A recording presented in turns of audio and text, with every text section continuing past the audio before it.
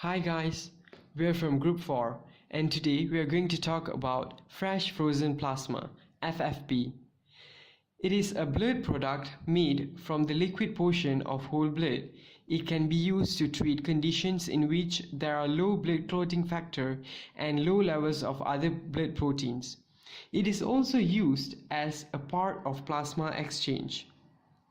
There are several indications of FFP.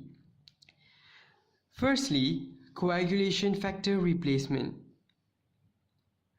reversal of warfarin effect, use in antithrombin 3 deficiency, massive blood transfusion, and finally treatment of immunodeficiency. Let's move on to the effect and outcome of FFP transfusion. It is actually not lethal and can be treated adequately. The positive effects are the internal normalized ratio is validated for patients who are coumadin anticoagulated. Replace labile plasma coagulation factor during massive transfusion, cardiac bypass, acute disseminated IV coagulopathy, and liver disease. Treating warfarin overdose. The negative effect is that it is only partial normalization of prothrombin time, PT. The INR is not valid for patients with coagulopathy of liver disease factor 7 deficiency. There are many risks associated, for example, TRALI, transfusion-related acute lung injury, allergy, and anaphylactic effects. There are several lab tests can be done for selection and monitoring the FFP transfusion. First, the selection. We can choose from the ABO blood group compatibility testing, whereas the first choice would be the patient similar to the FFP transfused, and the second choice other than the patient's blood group but should have a titer NTA or NTB which is low.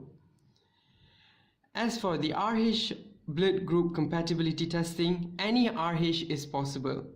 As for blood group O, only transfused patient with blood group O is accepted. As for monitoring, we have coagulation testing, which is we use PT, prothrombin time. The normal range is about 10 to 14 seconds. And also we can use the INK formula, which is PT of PT normal. And we can use near patient testing NPT by the automated fingerprint. The second monitoring aspect is by observing the adverse effect, which are the allergy, TRALI, and infection. Let's continue with coagulopathy in disseminated intravascular coagulation DIC and over-warfarinization. This is the possible blood products to be used in patient therapy, which is in DIC. We can choose platelets and coagulation factors which can be found in fresh frozen plasma and fibrinogen in cryoprecipitate.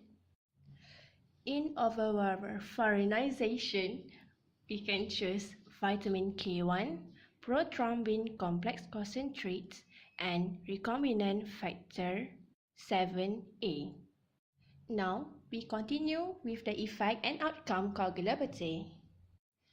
The outcomes and effect in DIC are blood clots causes a lack of oxygen to limb and organs, stroke, excessive bleeding that may lead to death, and dysfunction and failure in multiple organs.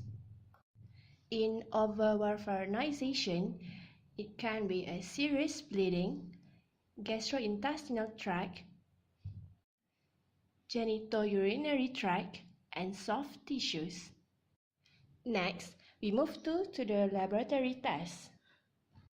In DIC, it shows that the complete blood count, the low level platelets.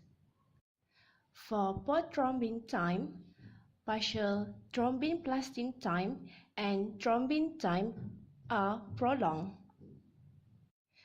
Fibrin degradation product is elevated and fibrinogen is low. For the lab test in over-warfarinization, PT and INR are higher. Thank you very much. See you soon. Just kidding.